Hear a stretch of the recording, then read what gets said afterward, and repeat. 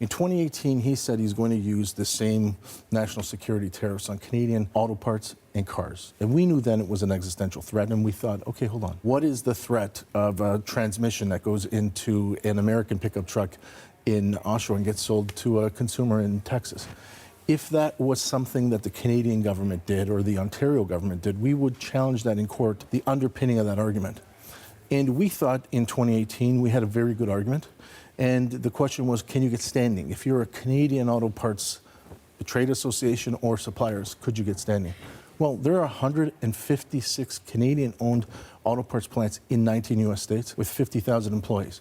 You'd go in and get standing through some of your assets in the U.S. and say, look, as an American investor and an American employer, you are damaging our business to this amount. In the auto business, it's a lot of fun because it's math and science. When you get in front of a judge, you're talking about math and science. It's not art. Doesn't matter how angry you are. So you would go to your U.S. lawyers, whom you're meeting tomorrow, to talk about a mechanism to take this to court in the United States. This is what you're contemplating right now. Well, we've kept that docket ready for the last 6 years or so.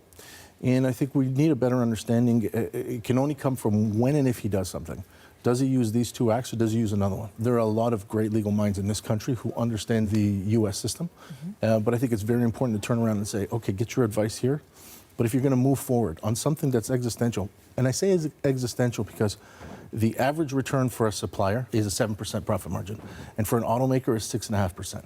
You do 10%, everybody's at a loss. You do 25%, nobody's shipping anything. We learned last week when everybody went to the brink, suppliers and automakers were having discussions with each other, who's going to pay that tariff?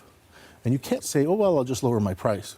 You actually have to be liquid, take that money and pay the tariff. And the answer was, I'm not, and neither are you.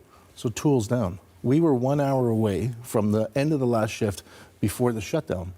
So if we know that that's the case, then we know that we can start to do the math on what the accumulated damages are to American investments and to American employees.